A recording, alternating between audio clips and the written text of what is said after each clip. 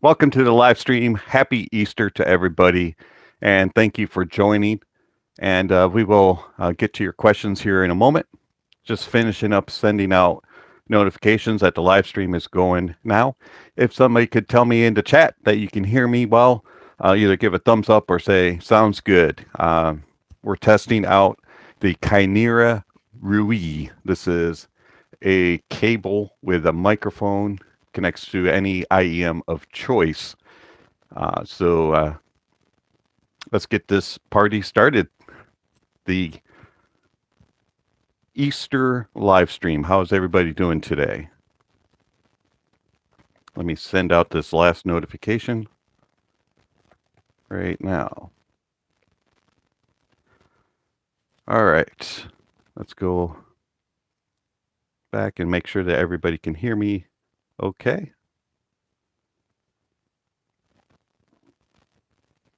All right, let's see. Let me pop out the chat so I can read it all here. Quantum Creator 888, happy Easter to you. I'm enjoying the Cayenne RU6, he says, with the R2R. Sounds very good. I like R2R. Does sound good.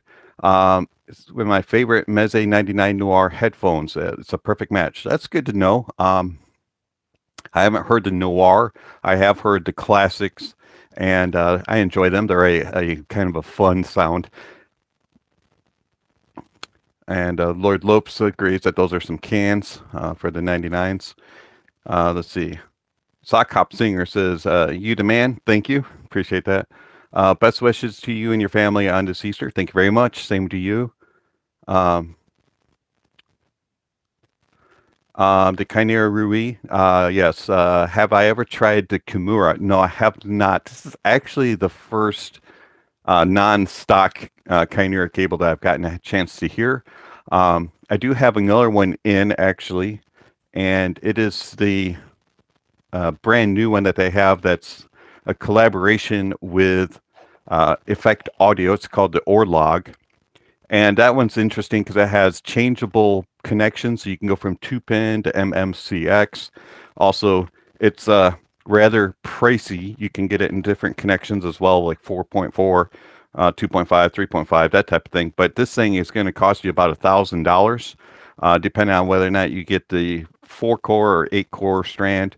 But this is the Orlog, and it is way, way more fancy than the current one that we have in house that we're trying out tonight. But there will be a full review on the Orlog coming out in a couple of weeks. I do have that on the schedule once the COVID effects all go away. But yeah, the Orlog is a pretty sweet cable as well.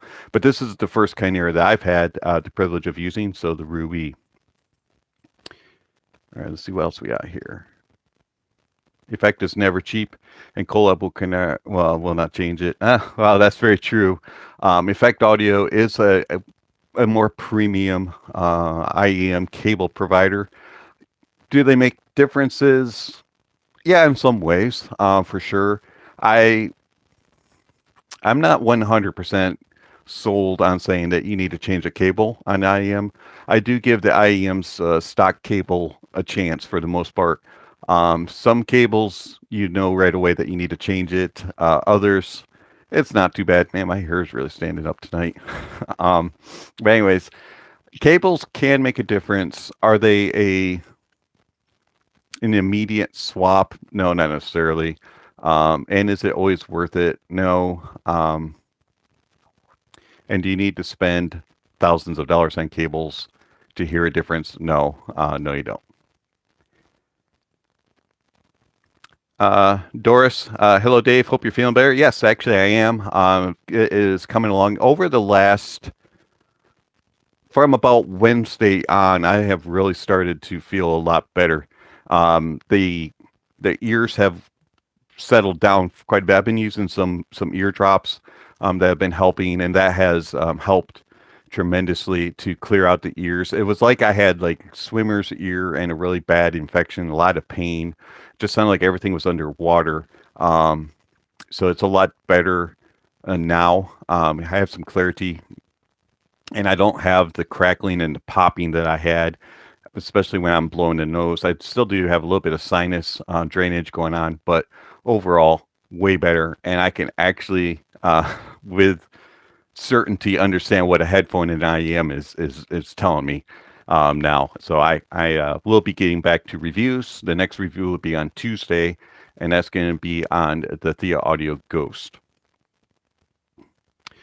Let's see here. Cheeky Fest.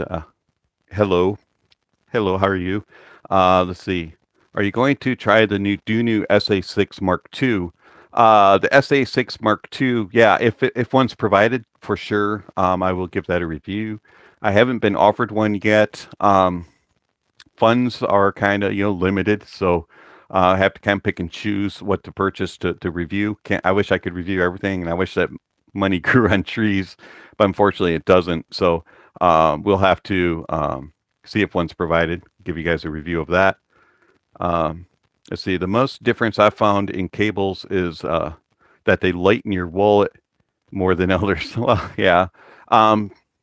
Where I really hear the difference for the most part is more in, is it a silver cable, is it a copper cable, or is it a hybrid, that type of thing. And then also, I can't tell you whether or not something is 4 core, 8 core, 12 core, 16 core, 20 core, anything like that. That really, I can't just pick that out. But where you can hear the differences in better quality, things will kind of change. And a lot of times you'll be able to hear tonality differences, like copper tends to be a little bit warmer. Silver tends to be a little bit more energetic and a little bit more expressive, and have a little bit more wide and width to things. And then a hybrid kind of mixes those together. I tend to prefer hybrid. That's just kind of my preference. But are the differences like blow your mind amazingly crazy? No, not really. They're usually very subtle. And most of the time, cables, I swap them because either I don't like the ear hooks or the fit or the feel. It's either heavy or, doesn't look good, or it just doesn't fit properly. That's usually why I change cables more than anything. Tonality is not normally something that I try to change because I try to get give a review in stock form. So I want the cable, if the cable is silver in stock form, I want to use a silver cable if I do end up replacing. That way I get the same tonality. Jonathan, oh, you're sounding healthier. Thank you. Appreciate that. Yeah. The last live stream I did, I was in pretty bad shape. That was rough. This one definitely. This week I'm feeling a lot better. So I'll open up to any questions that you have, any comments, anything that we want to discuss. How was everybody's Easter? Mine was pretty good. Got up this morning, went to church, and then came home. We did not have evening service tonight, so didn't have to participate in that. And I was able to get the grass.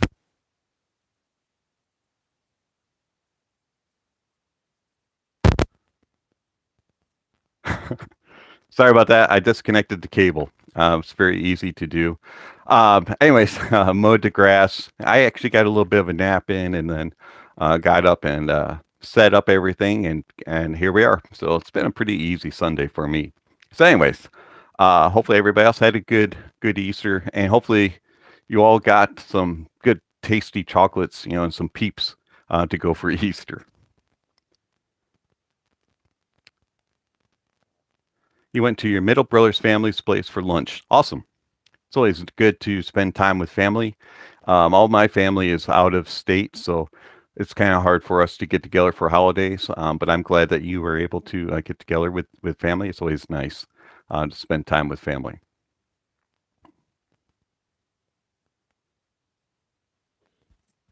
So have a couple things to be reviewing coming up. As I mentioned, the Thea Audio Ghost will be next, as that was originally planned to be reviewed, and then I came down with COVID, so that kind of threw a wrench into things. As mentioned, we will be doing a review of the Orlog, the Chimera Effect Audio Orlog cable at some point. We're also going to be doing some reviews of a couple other headphones and IEMs, but not exactly sure how the schedule is going to play out at the moment. We're just going to play it by ear, but there are a few things that are kind of more pertinent as they've been waiting for a while. So those will probably get scheduled first. And then I want to talk tonight about the Rui. So this is the Kinera Rui. I think it runs about $40. Could be a little cheaper than that. I'm not 100% sure of the cost of it. I should look that up. But anyways, it is a cable only. And so it connects via 2-pin. And it has a boom microphone. I don't know if you can hear that when I touch it. It is flexible. It moves around. It. The whole thing is flexible, which is nice. So depending on the size of your melon, you can adjust it. The windscreen is capable of coming off. And then the nice thing is this is actually detachable. So right up here, you can just pull the boom mic off, and then you just have a regular cable that connects with 2-pin. The ear hooks are very well controlled. They have a nice tension to them, not too tight or too loose. They're just about right. And a nice and light cable. On your right side, you have your microphone, and then you also have an inline remote with a play forward and backward volume plus and minus button. Does work with Android as far as volume. The play pause didn't work for me as well. Excuse me, I gotta take a drink. So I'm not sure if it works with iOS or not, as I don't have an iOS device. And then on the back side of the remote, there's a little switch right here. It's kind of hard to see on camera, but that's a mute button. So if it click it, it's kind of hard to click it and it'll unmute. It's not listed as to which one is mute on and mute off, so it can be kind of confusing at first, but there is a mute button on the back if you have this cable. I don't know if these buttons do anything while I'm talking, so I just pressed them. So let me know if anything changed in the comments. And then it has a nice split, no cinch. And then it's just a standard braided cable and terminates to a 3.5 4-pole. I have it connected into the periodic audio Rodium and then into my phone straight in USB-C. So we're going phone to the periodic audio Rodium and then the cable into my ears. IEMs that I'm using tonight are my custom in-ears from Anthem 5. All right, let's see here. I saw a couple comments come in.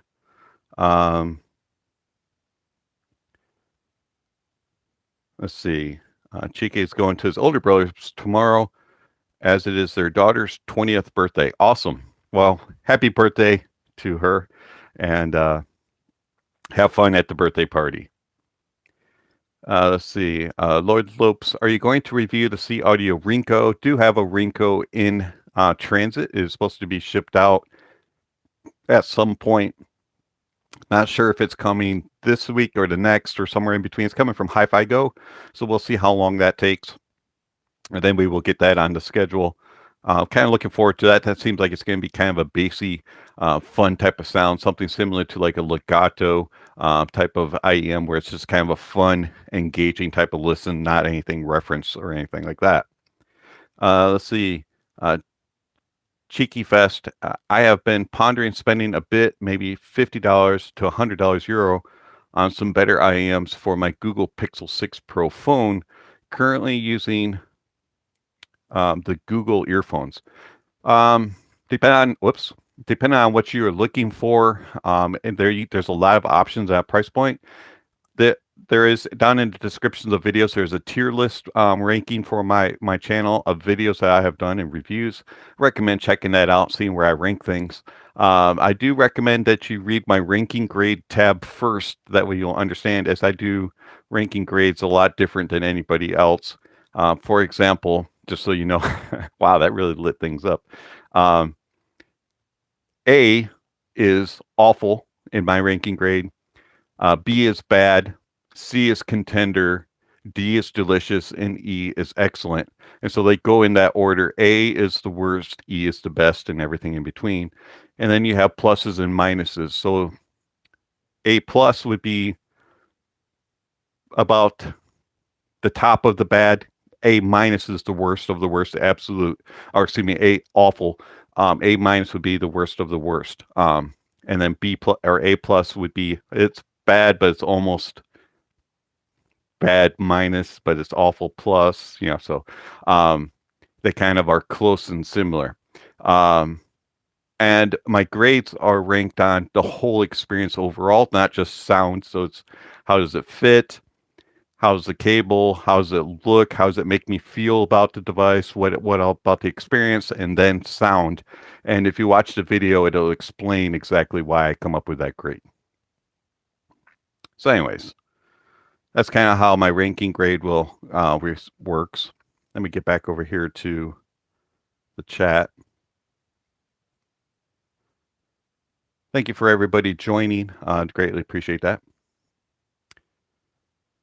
All right, let's see here. Dave in Belgrave. Pretty impressive gaggle of phones behind you. Have you settled on a pair of Sundaros? Oh, you have settled on a pair of Sundaros.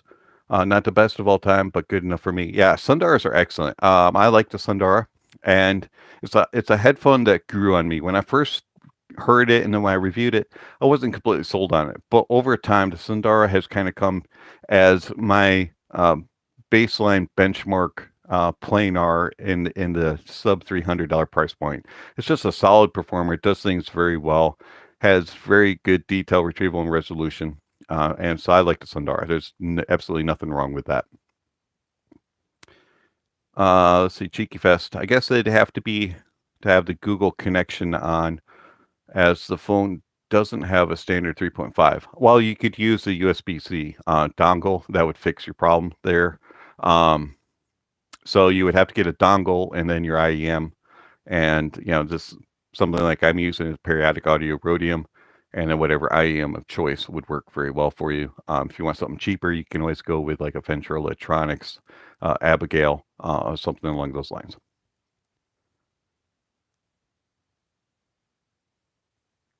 As far as IEMs with USB-C connection, I have not tried any of those. Let's see. Jojo, thank you for commenting. He says, any plans to review Sony's NWA 306? Now that's the new amp or the new DAP. I haven't gotten in one yet to review. I have several DAPs on hand currently. Not sure if I'm going to get one of those or not. I had currently just purchased a Hibby R5 Gen 2. So we'll have to see. If someone loans one to me, sure, I'll review it. But I'm not sure if I'm going to get a chance to hear the new Sony. I do like Sony DAP, so. Cheeky Fest, you're very welcome.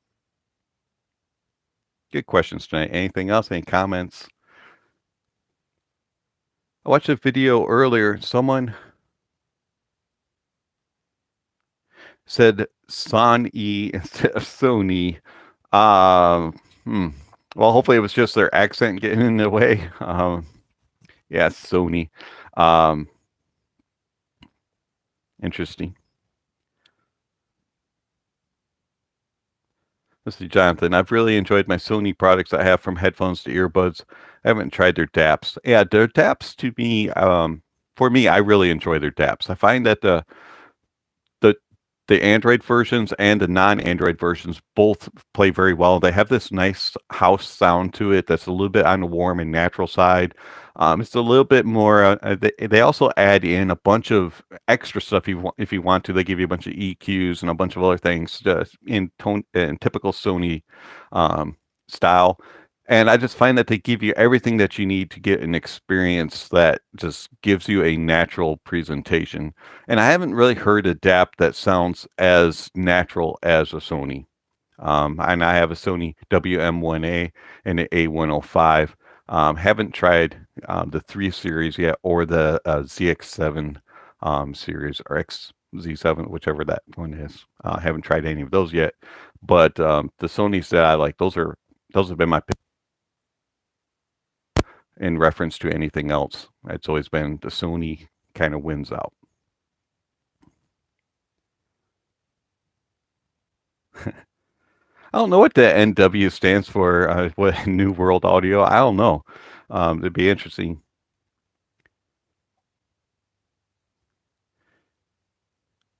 NWA instead of the MWA. I haven't heard the new version of the WM series. I would really love to. I'm very curious about those. DAPs are interesting because of, you can use your phone for a lot of things. But to me, a DAP kind of puts you in your own personal space and removes the phone format. If you still need some of their phone functionalities, email, text messaging, Discord, that type of thing, you could always get an Android DAP and still be able to do all that. You just wouldn't be able to do the phone calls. But if you just want to disconnect from all the outside world and just focus on music, get a non-Android version DAP and just kind of close your eyes and just listen to the music. And that's what I enjoy. It really works well for me on trips and stuff. That's where I use DAPs the most. I don't really use them a whole lot outside of a portable use, but I can see why some would. And a lot of them have really good DACs in them now and amplifiers, and you can use them connected to an external amplifier and just use it as a source.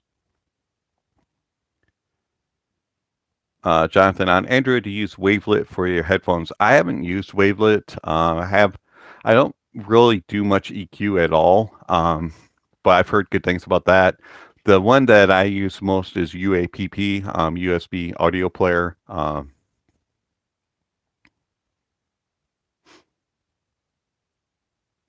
But to me, there's nothing wrong with EQ, and I understand the uses for it and stuff like that. I just don't use it. I just prefer not to. The only time that I use it is to kind of explore where there's something wrong in the music and go, okay, that's kind of in 8K region or 7, it's right here, and I can kind of fix it or tweak it, pull it up or pull it down, that type of thing. But I don't listen to music and tweak it because, as I've said before, I'm trying to give reviews that are in the stock version of the device. And I find that if I'm EQing things, I'm kind of messing with the overall sound that it's giving on a stock format. So I tend to listen in stock all the way through. And that way I don't have to explain what EQ settings I've used, because then people just know I'm describing it as it is plugged in with nothing being altered. Do apologize. My voice still kind of gives out a little bit when I'm talking. So the drinking is going to be a little bit of a frustration maybe.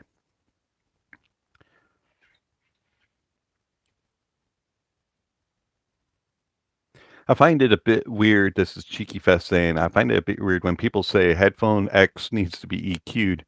Why not just get a different headphone? That's kind of the way that I take the stance also, is if you get a headphone, let's say you spend $1,000 for $1,200 and you get an Odyssey LCDX, and you like the sound of it, but you're not happy with it, and so you have to tweak it and you have to pull things up, and and you set your own EQ for that headphone. Why not just go and find another headphone for that same price, sell your LCDX, and get something that you don't need to EQ? I'm kind of with you, and that's the whole thing for me, is I shouldn't have to alter the sound to make it sound good. I should be able to just plug it in and be good to go. But again, some people like the EQ, so I can see both sides. But for me, EQ is kind of more of just a tool to use to figure out what's going on in it, but not to actually get me to enjoy the device. I should be able to just plug it and enjoy it. That's just the way I look at it. Let's see. Why don't you use EQ? Why don't headphone companies make better headphones? Well, yeah, I mean, that's kind of true too. There is that aspect of it. And I think that I do wonder if people didn't EQ, and if reviewers didn't include EQ, right? Let's say that everybody reviewed it as stock and just said, this is the way it sounds, and it has these issues. If it would help manufacturers to go, okay, we're getting criticized more, and they don't like this certain aspect, let's make something better. Let's develop a better driver. Let's develop, different aspects of it. And who knows, it might drive them to better. Or, yeah, it's an interesting thought. But again, EQ is part of audio. I mean, I use EQ when I'm running my soundboard, because when somebody stands up to sing, not everybody portrays the same on a certain microphone. So if they're all using the same microphones sound better with certain types of voices than they do with others. So you have to EQ that to make it present the same so you don't have certain issues. So there is a place for EQ. So I could see that aspect of it, but that is an interesting thought. Let's see. Let's see. Jonathan says it depends on headphone. My AKG 371 Bluetooth handles EQ like a pro, or like poo. Sorry. Yeah. I mean, some headphones you cannot EQ. There are some of them that I have noticed that you fiddled around with it and it just either makes it get really distorted or it just does not handle it well whatsoever. And then others you add in EQ and you're like, wow, this enhances it. So again, I see where EQ can be enjoyable for some and for others, but for me, I'm kind of a purist in that way. And as I said, I like to review things as stock and to give the presentation and the review as is, as the product is. And I like to listen to it. I just like to plug and play. And so I'm kind of looking for that sound that kind of just meets my ears and goes, this is the one. Let's see. What about Barnabas says, what about Creative New Sound Blaster X5 with the Android remote control? I haven't heard the X5. Have the X6 and the G5, I think. The sound blasters that I have dealt with or worked with or used, I do own a couple, work very well with the Android remotes. I haven't had any issues with those. I mostly use my sound blasters with my PlayStation, and I find that they do very well for gaming. I'm not super sold on them for music. They're okay for music, but I really do enjoy them for gaming. So I have not had any issues with them in the past, but I have not heard the X5, the new one. So I don't know exactly how, but as far as my experiences in the past, the remotes have worked very well with Android. All right, let's see here. Dave in Belgrave. I also have a pair of Etymotic ER4 XRs, a great sound, but the deep fit. Yeah, so I like Etymotic, but I also like custom in-ears. So, it's got a pretty long insertion for me. I like long insertion. And I like deep insertion in my ears. And a lot of IEMs don't fit me well because of that, but that's just the way my ears are. Kind of depends on preference when it comes to fit. Some like deeper insertion, longer nozzle IEMs like me, and then others like shorter. Also, it depends on the shape of your ear and the way that they fit and the angle on it. So I can understand that. Nice thing about Etymotics is they are skinny like a barrel, but also at the same time, I can see where they'd be uncomfortable for some. But they do sound really good. All right, let's see here. Yes, also another thing that you can do if you find that your sound is not quite up to par and you're having to EQ, maybe it's time to explore other options in your chain. So Cheeky Fest says change your amplifier or change your DAC. And that can also make a difference. If you find a headphone that you absolutely love, but you have to EQ it because it either doesn't have enough of the richness and the tonality in the mids or something along those lines, sometimes making just a simple change to the DAC or to the amplifier can help you there and can bring that in and bring that a little more forward with that headphone. Do keep in mind, if you have a bunch of headphones, they all don't play well on the same device. And a lot of headphones and IEMs are sensitive to source and are picky. So experimentation goes a long ways, and it's part of being in the audio is being able to find what you like and enjoy and keep everything happy. And it can be a struggle at times, and it also can be a joy. All right, let's see here. Keith, thank you for the smiles. All right, let's see here. Jonathan, you never liked the Sound Blaster cards. Had a $200 one clip all the time on me. External computer DACs with the right programs could do the same exact thing. Yeah, absolutely. I think that he was talking more about the actual dongles and the externals, not the card. I haven't had a Sound Blaster card, never used one in my computer. I think every one, because I never change anything, usually has like the cheapy Realtek and things like that. Now, I don't know about my new MSI, what that one has in it. I can't remember. But to each their own as far as computer soundboard cards and things like that. Again, it's kind of like using externals. You have to just find the one that works for you and meets what you're looking for. Let's see here. Paul says, for me, EQ is more of a fine tuning for certain headphones, otherwise not used much at all. Yeah, absolutely. I can understand that. It's kind of like tone controls also. It's kind of fine tuning and tweaking and adding in what you're wanting. But a lot of times, if you have a good setup and you have the right headphone and IEM for you, I find that EQ doesn't even come into play.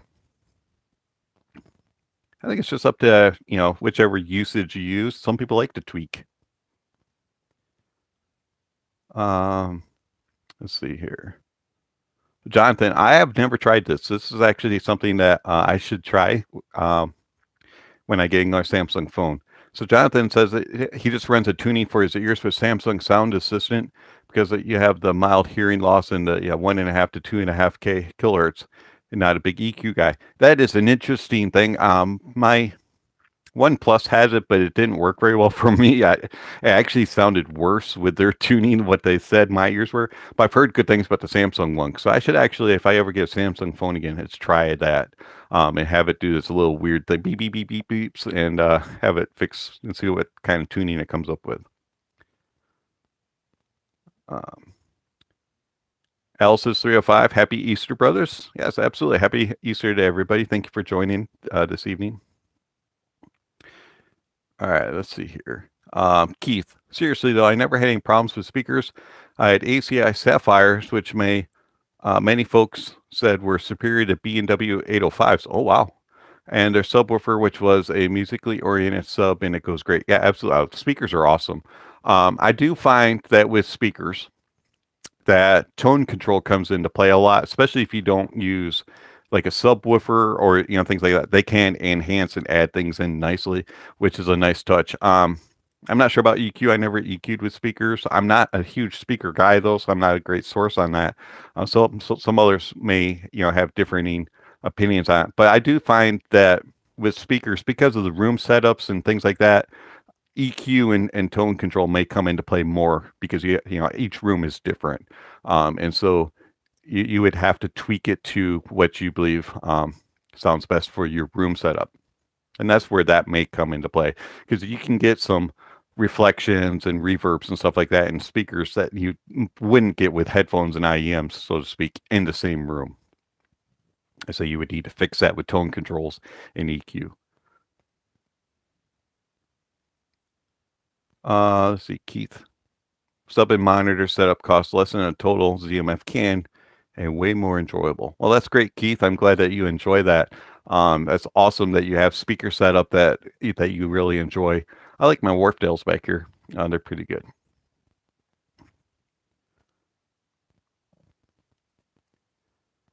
Thanks, Keith. Let's see. Mysterious Stranger, where would you say that diminishing returns for an IEM start, and do you think that $500 IEMs are worth it? So this is kind of an interesting kind of question, because everybody has a different budget and everybody has a different kind of reference for what they consider to be kind of like end game. Some people say $50 is end game. Some people say that $1,000 is end game. Some people say $5,000 is end game. For me, I think diminishing returns kind of starts when you get to a point in an IEM where the subtleties become very minimal, and it becomes more about preference. And I find that point to be right around $1,000 is where I have started to hear it. And I have reviewed several IEMs that are over $1,000, and a lot of them come down to technicalities, abilities, and then the build of them, the fit of them, the look of them kind of becomes into play. Tuning and tonality and stuff is kind of sorted out by then. You still can get some funky ones and get some bad ones, obviously. But for the most part, when you start getting into that higher price point, the differences become a little bit more subtle. So I think $1,000 is kind of where the diminishing returns really kicks into play. Now you're going to have that as you go along into various spots, but I think $1,000 is kind of there. Do I think $500 are worth it compared to $50 IAMs? Absolutely. Do I think $1,000 headphones are worth $500? Yes, but again, you're going to start getting into that diminishing returns area. But I do think that you still are getting quite a bit of technical abilities over others in those. The driver technologies and the tuning capabilities of those manufacturers is quite obvious when you get into that higher price point stuff.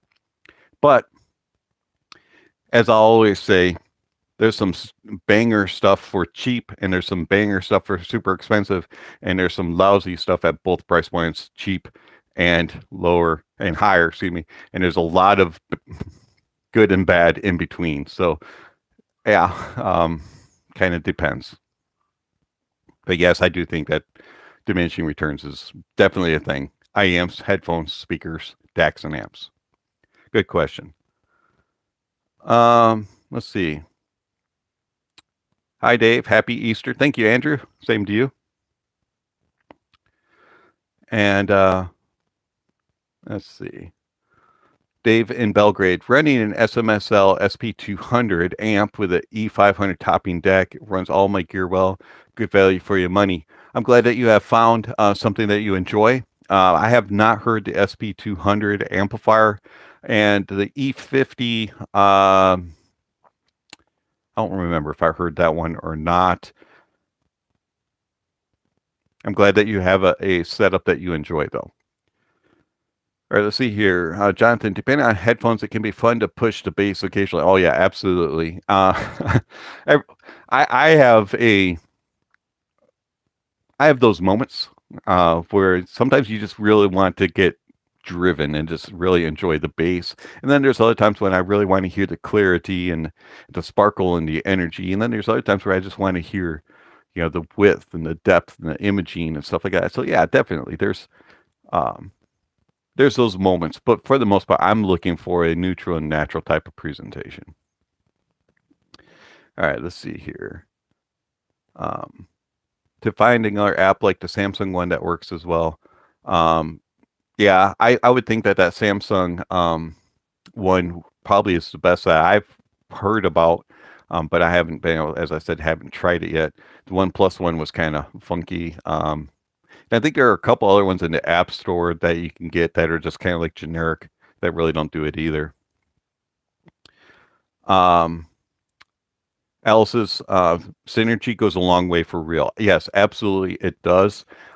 This is going back to having all the different headphones behind me and IEMs and stuff like that, and your amplifiers and DACs. And that's a big thing that you just kind of have to play around with. And once you find it, you're going to be very happy. But until you find it, you're going to be kind of seeking and just kind of like wishing for more. Let's see. Andrew, have to run, but hope to catch up later. Awesome. Thank you, Andrew, for swinging by. Appreciate it. Let's see. Keith, I wish I still had that speaker set up, though. I got headphones as a necessity, so to not wake up people in the night. I haven't had those for probably over 20 years. Well, that's a bummer. But speakers do tend to disturb the piece, so to speak, especially when you're tweaking it for bass fun, as we were just talking about. Thank you very much, Mysterious Stranger, for the $5. Greatly appreciate it. Thank you very much, and you're welcome. Do greatly appreciate it, Mysterious Stranger. Keith, thank you for the thumbs up. Appreciate it. All right, so the next item up for review Mua is going to be the, what was that? Muahaha. There we go. Muaha. There's going to be the Thea Audio Ghost. That'll be on Tuesday. Hey, you're welcome, Dave in Belgrave. Thank you for coming by. Appreciate it. You're very welcome. And if you think of anything else, drop them down below in the comments afterwards.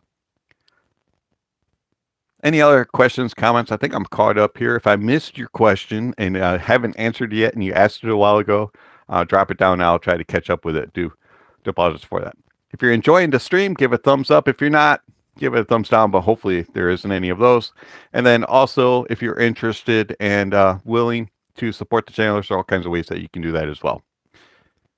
Speakers are amazing, but the room is where it's at. Yeah, absolutely, totally. And that's something that gets overlooked a lot in reviews is the reviewer needs to express what the size of the room is and the setup and the style. And if they have to do any tweaking, whether or not there's room treatments or if there's, carpeting on the floor, wood on the floor, walls, that type of stuff, because that impacts their perception of the sound of the speaker. And unlike IEMs and headphones, they're not affected by that near as much as speakers are. And speakers can be very, very tricky to be able to explain how they sound. Because once someone else buys them and takes them to their room, the room might have some weird type of dimension that the reviewer didn't have, or vice versa, and they're going to sound completely different. Either you don't have enough depth, or you don't have enough width to the thing, your room, or the height's different, the materials on the walls, and the flooring, and that can all affect the speaker. And speakers are tricky, and that's one reason why I haven't really gotten into reviewing them. All right, let's see here. Wow, you were able to see the Sennheiser 800s all the way back there. This is actually the 8XX, not the 800. And yes, right now, currently on them, I do have the Coney fenestrated pads on my 8XX.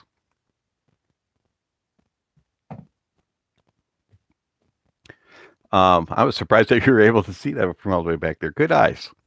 I guess it's leather versus the velourish material that they have. All right, let's see here. Paul said the headphone show just had a video and 3 people tested out IEMs, 5 IEMs. They all liked the $40 set, which was the Kiwi Ears Cadenza, over the $2,000 pair of 64 Audio Tia. Well, I haven't seen that video. I did see a title of it. It's something like non-audiophiles tested IEMs or something like that. That actually doesn't surprise me. And the reason being for that is if you just randomly pick somebody to listen, like, why is it? Oh, hold on.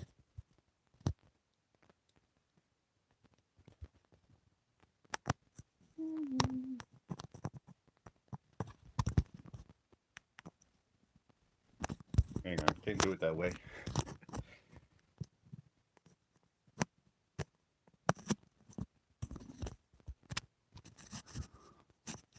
All right, let's try that again. That was strange. All right, so anyways, that doesn't surprise me because you have, if you pick random people that aren't really into audio, so to speak, kind of like the majority of us are, they're going to more generate to a Harman-tuned sound. They're going to look for more bassy and more expressivism, whereas the vocals and the mids won't be as prominent. They're going to listen to certain types of music that is more a bass-driven type of listen, pop, EDM, dance, things like that. So that doesn't really surprise me that the cadenza was more preferred over a more detailed and resolving and a more audiophile type of approach of an IEM like the Tia. That's just kind of the way that it is in general in the public light when it comes to music. They're all about that bass. All right, let's see here. TechMed Rainer Richter, $4. Thank you very much. Appreciate that for the coffee. Is much appreciated. Let's see, Alice. Sound waves bouncing everywhere. Yeah, I don't know if that was because of the microphone coming loose here because I'm jiggling around too much. My jitterbug movements were getting in the way. Hopefully that is back online. Speaker reviewers assume everyone listens at 90% volume. It does seem that way, that they tend to do that. All right, let's see. Keith, you're very welcome. Let's see. TechMed, Rainer Richter. I tried Fenestrateds on my Sennheiser HD 800s, but I didn't like how it altered the sound and went back to the OG. I can understand that. I'm just testing them. I haven't really done any ABs, as I don't listen to my 8XX on a daily basis as much as I wish I did, because of the COVID thing going on. But we'll see if they stick on there. I don't mind them. They do fit a little better, but they do alter the sound a little bit. They seem to kind of do something funky with the mids. I'm not 100% sure what it is quite yet. I have to figure it out. Does the 800 really have the widest soundstage? Of the headphones that I've heard, the 800 has a very wide stage. But here's the thing. It's not the most realistic stage. It has a very wide stage. But there's a difference between wide and being super wide and being realistic. And that's the difference between an 800 and something like an Aria Stealth. I actually think the Aria Stealth has a more accurate stage because it actually is not as wide and just like expansive and making everything sound like huge way out here. Whereas the Aria Stealth is a more natural sound and has a better imaging and placement. It's more specific. Whereas the 800 8XX is a little bit too wide and always makes everything sound wide. Whereas the Aria Stealth kind of changes with the recording, if that makes sense. But I love my 8XX for a lot of things, and I love it for the soundstage, but it's not the most realistic. All right, so let's see here. Any other questions, comments, concerns? Got about 10 more minutes here.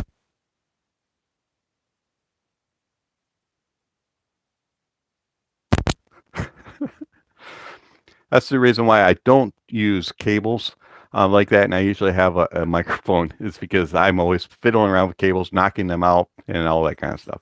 But anyways, all right, so you're very welcome for the explanation there, Alice.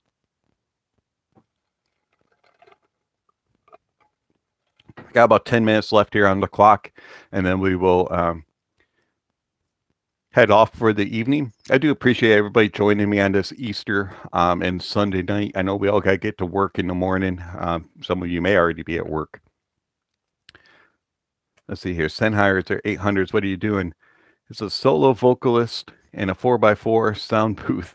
It sounds like an outdoor venue. Yeah, absolutely. I mean, it's a very good sound, but as you said, it's an outdoor venue, which is using speakers, and it's making it a little bit artificial, is what I'm saying. I like the 8XX a lot and the 800 a lot when it comes to the soundstage, and I think it does things very well. But as I said, I think the Aria Stealth is actually more accurate and more realistic.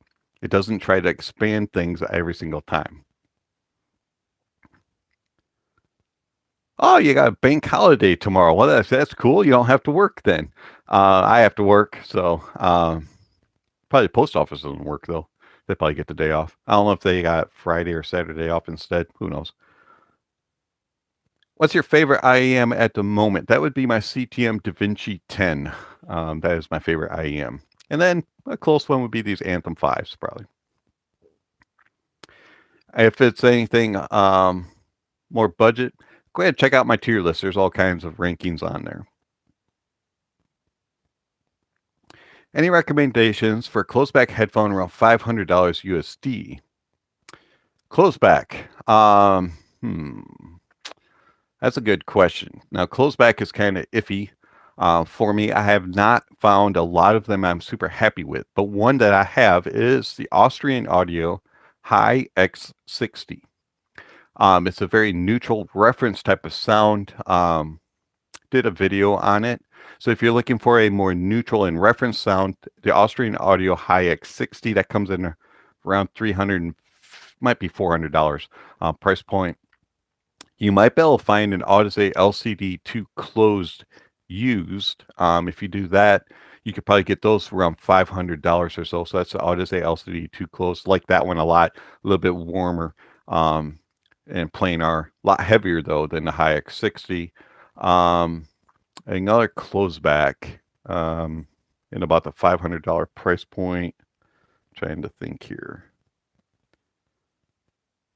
Into it, if he was on, he would have a couple suggestions for you. Give me a second. Let me get to my cheat sheet. If I can get my computer to work. There we go. All right.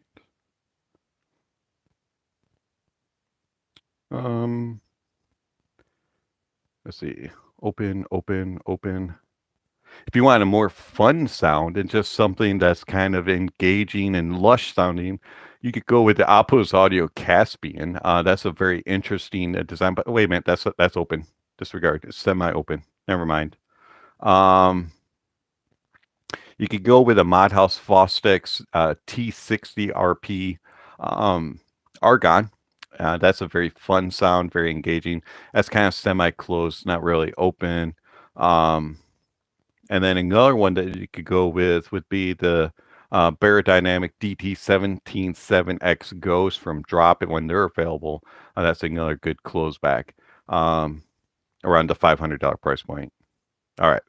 So sorry for adding in the semi-closed ones. My brain wasn't thinking there. All right. So let's get back to the chat here. Good question.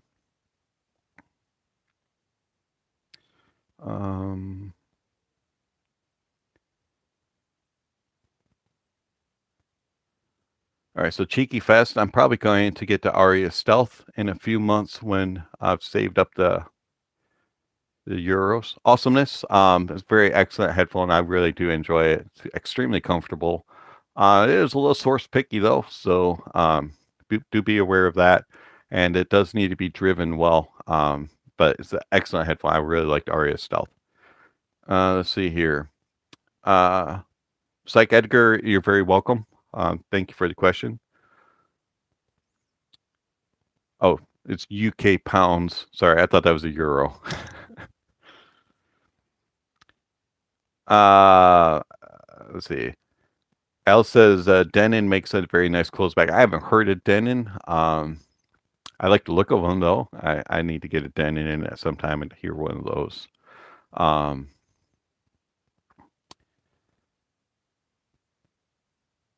Let's see. Thinking the IFI Zen HiFiMin stack or topping 830 for starters, then upgrade when I've got the money. The one thing with the IFIs and the Zens, if you get the HiFiMin version or the Sennheiser version, they are very picky on what they're played with. Some things they really sound good on, and then others they won't sound good on. So you have to be very careful with those pairings. They are more focused on sounding good with like Sennheiser and with HiFiMin or Meze. So just be aware of that. I did a review of the Meze one, and it sounded fantastic with Mezes, and then you listen to it on some other things, and you're kind of like, it's not bad, but it definitely is focused more for those particular ones. As far as the A30, I don't think I've ever heard that one, so I'm not exactly sure how that would play. You'd only be using it with the Aria. I don't think I had the Aria Stealth when I had the Meze IFI Zen in. I don't recall. Be curious to see what you think of that pairing. Not saying that it's going to be a bad pairing. I'm just not sure how it would sound, just based on the experience that I had with the other one. A30, D30. Yeah, I don't think I've heard that pairing.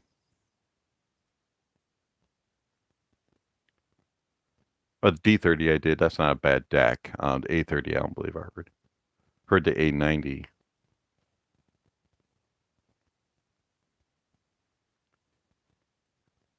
All right, about 5 more minutes or so. Any more questions here? Somebody suggested that in the Facebook group. I'm not sure. I haven't heard it, so be curious to see what you find. it the Aria Stealth is very source picky, so uh, just curious about it.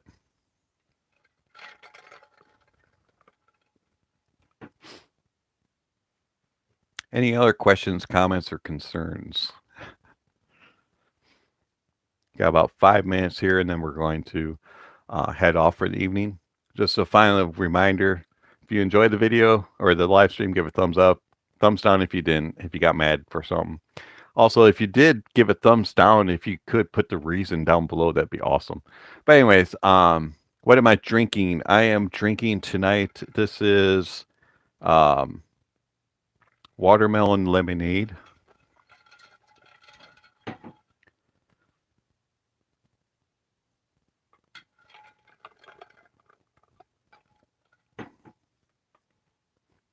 All right, so you have the Topping DX3 Plus Pro. Haven't heard that. I heard the DX7 Plus, and you enjoy that. Good. I'm glad that you found that to be a good match for what you have. That's awesome. When you find a DAC and an amp pairing that works with what you have and makes you happy, that's what it's all about. Let's see. Have you seen Dan reviews lately with his new demos? He's working hard. I haven't. I need to go over there and check him out. I tend not to actually check out a lot of reviewers, just because I don't want to get influenced by what they're saying. I want to keep my mind open and clear of other impressions until I've reviewed something. So if I review something, I'll go and then check and see what other people are saying about it. Unless it's like pointed out that you need to go check it out beforehand. But for the most part, usually I don't check others, but I will go back over to Dan and check out what my friend's up to, see what he's doing. Thank you, Edgar, for the thumbs up. Appreciate it. All right, so let's shut it down for the evening. Everybody have a good week. Thank you for swinging by and spending your Easter evening with me. It's much appreciated. Thank you for the donations, and also thank you for the good questions and the comments and thoughts. It's much appreciated. Don't forget to give a thumbs up, thumbs down. Put links down if you have a really good question or anything like that. Put it down below. I'll try to answer it later on, and we will catch you all next time. We'll see you Tuesday with the Thea Audio Ghost Review. Bye.